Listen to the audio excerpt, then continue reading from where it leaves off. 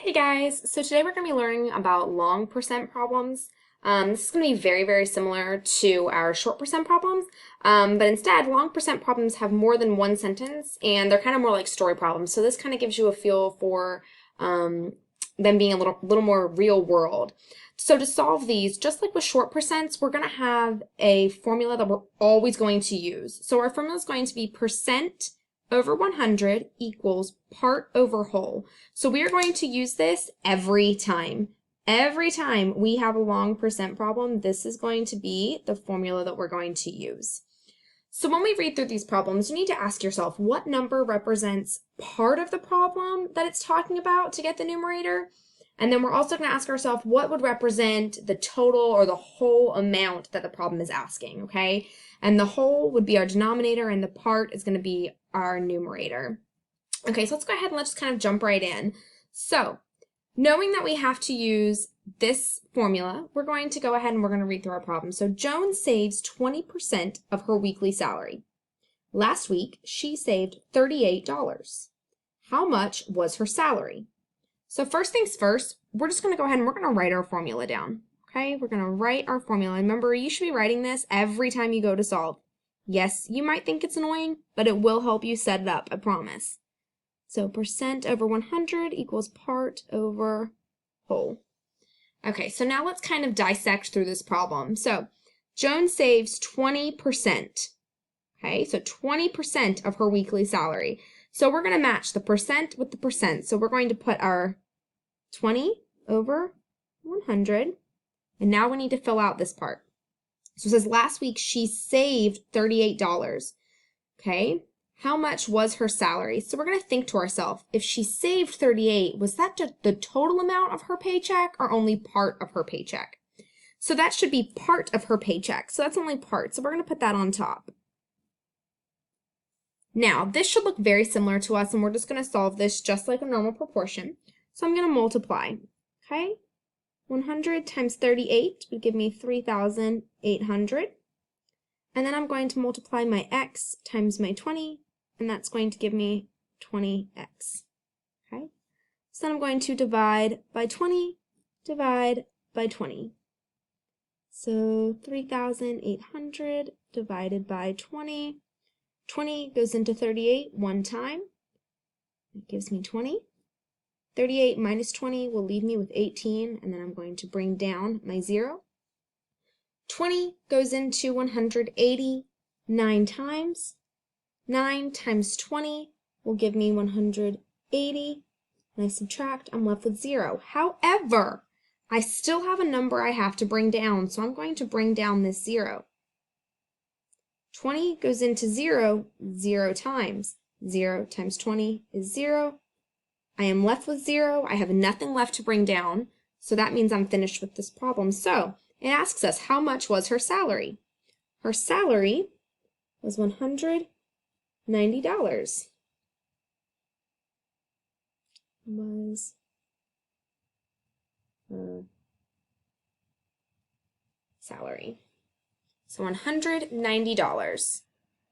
Okay, so let's go ahead and let's move on to this next one.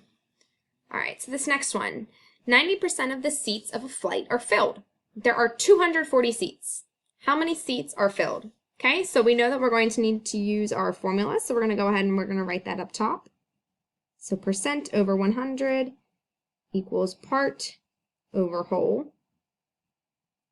Okay, so it says 90%. All right, so we know we can fill something in here. So 90% of the seats of a flight are filled. There are 240 seats. How many are filled? Okay, so it tells us there are 240 seats. That would be our total or our whole. We want to find the part that is filled. So we would have our x and 240. So we're going to cross multiply. Okay, we're going to cross multiply. So 240 times 90. 0, 0. Put our 0 placeholder down. That also gives me 0. 9 times 4 is 36. Put my 6 down, carry my 3. 9 times 2 is 18. 18 plus 3 is 21. When I add these, I get 21,600. Oh, that's a big number. Then we're going to cross multiply 100x. Okay, so now I'm going to divide by 100 and divide by 100. Some of you may know that you can just move your decimal over, but if you do not, we're going to go ahead and we're going to solve this over here. So 21 divided by 100.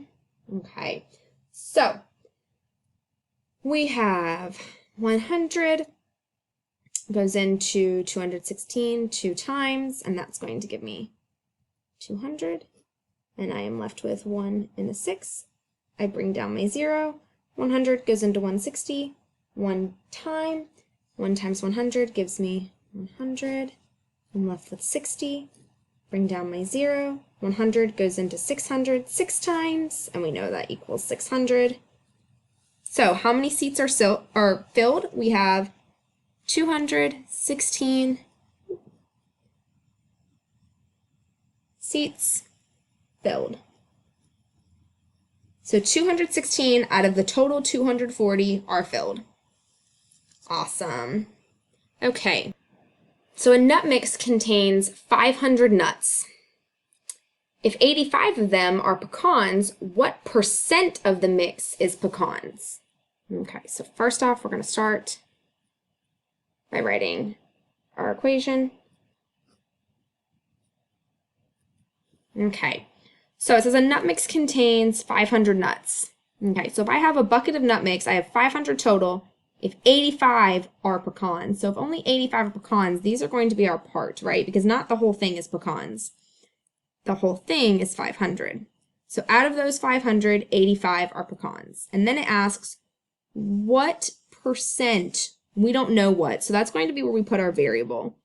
So x over 100 equals the part of 85 and the whole of 500. Okay, awesome. Okay, so now we're going to go ahead and we're going to cross multiply. 100 times 85 would give me 8,500, and then 500 times x is 500x. Okay, so I'm going to divide by 500 and divide by 500. All right, so 8,500 divided by 500. Wow, guys, that's a really big number. 500 goes into 850 one time. That's going to give me 500. But that's going to leave me with 350. I'm going to bring down my 0. 500 goes into 3,500 7 times. It's going to give me 3,500. And I'm left with 0, nothing left to bring down. Okay, so what percent was it? 17%.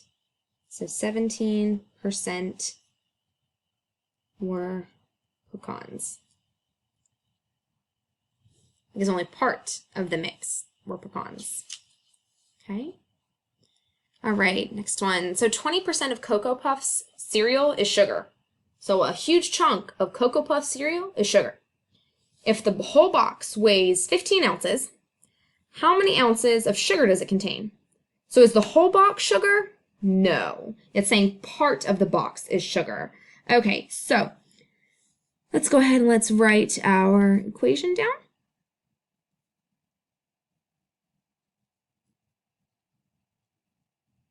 Okay, so the percent. So it says 20% of Cocoa Puff cereal is sugar, so we're going to have a 20 over 100.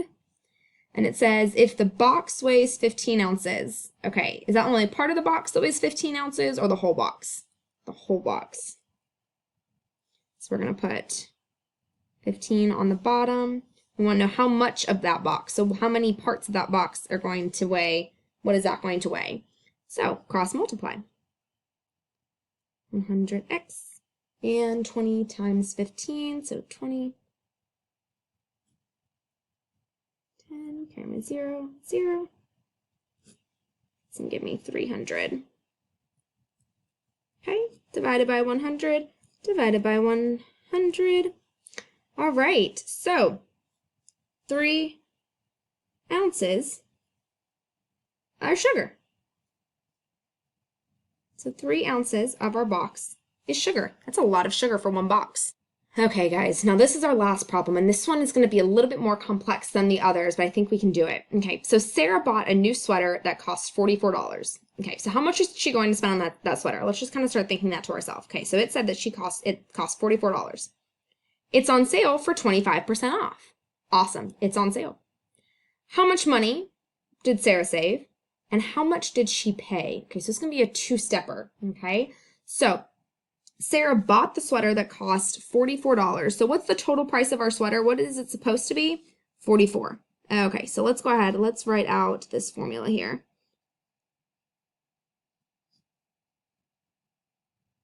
Okay, so we know, we're just going to fill in the parts that we know here. We know 100's always on the bottom, okay?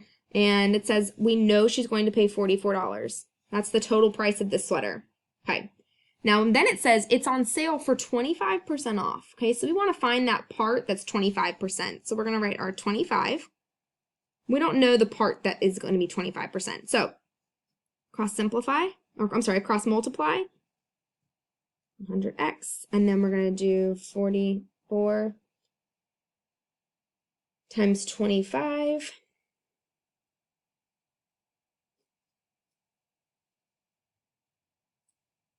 Eight.